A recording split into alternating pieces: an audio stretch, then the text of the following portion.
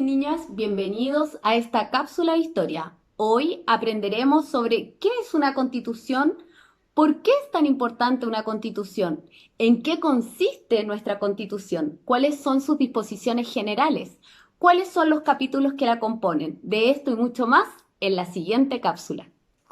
Entonces, veamos, ¿qué es una constitución? La constitución es la ley fundamental de un Estado, es decir, el rayado de cancha, desde donde se deben regir todas las otras leyes. Además, en ella se establecen el régimen básico de derechos y de libertades de los ciudadanos. Asimismo, se establecen los poderes que funcionan dentro del Estado. Por ejemplo, el poder ejecutivo, ¿cierto?, que está a cargo del presidente, el poder legislativo, que está a cargo del Senado, y el poder judicial, que está a cargo, ¿cierto?, de la Corte Suprema. También en ella vamos a encontrar la distribución de las instituciones de la organización política. Es muy importante la Constitución, ¿se dieron cuenta? Ahora veamos por qué es tan importante la Constitución. Bueno, ya dijimos que era el rayado de cancha, ¿cierto? Nuestro marco regulatorio. Pero veamos y nos vamos a dar cuenta que es importante porque en la Constitución se definen, por ejemplo, los valores, los derechos y las libertades de todos los ciudadanos, así como también nuestros deberes. En la Constitución también se define el rol del Estado o también se define el rol del privado en la economía. Se establece también el marco general de las leyes laborales o de los derechos laborales. También se definen cuáles son las instancias de participación de los ciudadanos.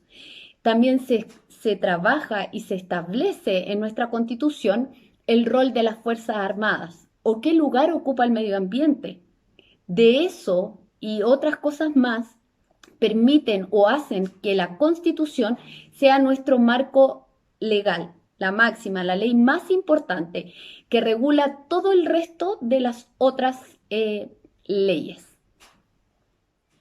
Bueno, nuestra Constitución tiene disposiciones generales. Entre ellas podemos mencionar que establece que nuestro país es una república democrática. ¿Qué quiere decir esto? Que escogemos representantes cada cierto tiempo y esos representantes son escogidos por la mayoría, ¿ya? ¿Quiénes pueden participar electoralmente? Todos aquellos ciudadanos y ciudadanas que sean mayores de 18 años. Pensemos que el voto en nuestro país es un voto universal. Además, se establece una serie de derechos y deberes. Entre los derechos más importantes está el derecho a la vida y a la igualdad ante la ley. También vamos a encontrar dentro de las disposiciones generales de nuestra Constitución que el poder se divide en tres, ¿cierto? El poder ejecutivo, que está a cargo del presidente de la República y sus ministros, que lo escoge él. Y también tenemos el poder legislativo, que está compuesto por la Cámara de Senadores y la Cámara de Diputados, ambos elegidos a través del voto popular y cada cierto tiempo. También tenemos el Poder Judicial que está en manos de la Corte Suprema, ¿cierto? Y los juzgados que le corresponden. Bueno, nuestra Constitución está compuesta por 15 capítulos, ¿ya? El primero, que son las bases de la institucionalidad, hasta el capítulo 15, que fue agregado recientemente, donde se establecen cuáles son las disposiciones para elaborar una nueva Constitución para la República. Quiero invitarte a profundizar en esta temática, así que lo vamos a hacer a través de una interesante actividad, la infografía. Pero para eso creo que deberíamos preguntarle a la profesora Joana, nuestra profesora de lenguaje. ¿Cómo se hace una infografía? Preguntémosle. Hola profesora Norma, hola niños. Obvio que los puedo ayudar a hacer una infografía, pero antes, ¿qué es una infografía? Una infografía es información gráfica. ¿Qué quiere decir esto? Es una representación visual que incluye imágenes, gráficos, tablas y textos muy breves que resume un tema que puede ser complejo de manera fácil para poder entenderlo mejor. Es muy provechoso las infografías, ¿saben por qué? Porque el contenido visual se nos queda mucho más en nuestro cerebro, por lo tanto podemos capturar más la información.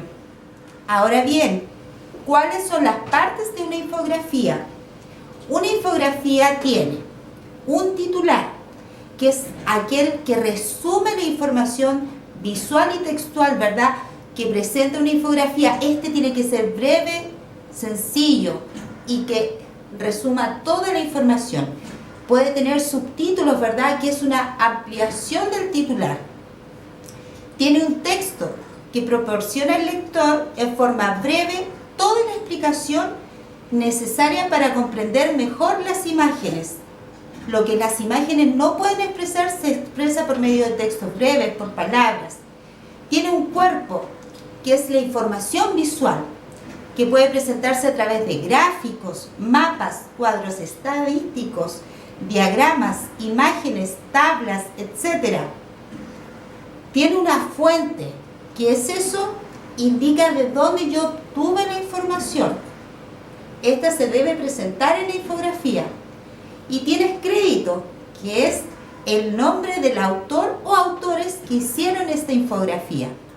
Ahora, para hacer tu infografía hay 7 pasos que debes considerar al menos. ¿Cuál es eso? Primero, plantearte tu objetivo. ¿Qué es lo que quieres informar? ¿Qué vas a decir de ese tema? ¿Qué es lo que quieres que el receptor sepa? Segundo, investigación. Tienes que investigar en distintas fuentes, buscar distintas fuentes para conseguir la información. Tercero, selección. De todo el material que reúnas, tienes que seleccionar aquello que te sirve, aquello que es lo más importante. Cruza los datos de una forma que al final consiga poner toda la información que desees. El objetivo es seleccionar y no resumir un puñado de información. Cuarto, redacción, revisión y corrección. Es hora de organizar el contenido, pensando en la estructura que tendrá tu infografía. Luego, haz un borrador. Ve cómo vas a organizar tus imágenes. Ve cuánto texto te cabe, cuánto texto vas a escribir.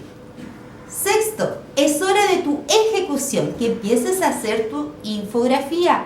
Revisa que esté bien tu ortografía, que esté bien clara la información.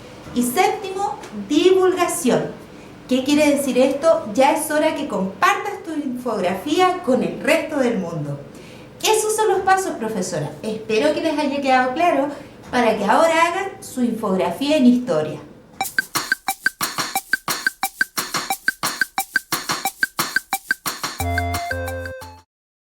Me encantó hacer una infografía. Gracias, profe Joana, por enseñarnos. Qué divertido y qué buena manera de sintetizar información. Bueno, nos vemos en la próxima cápsula. Adiós. Chao.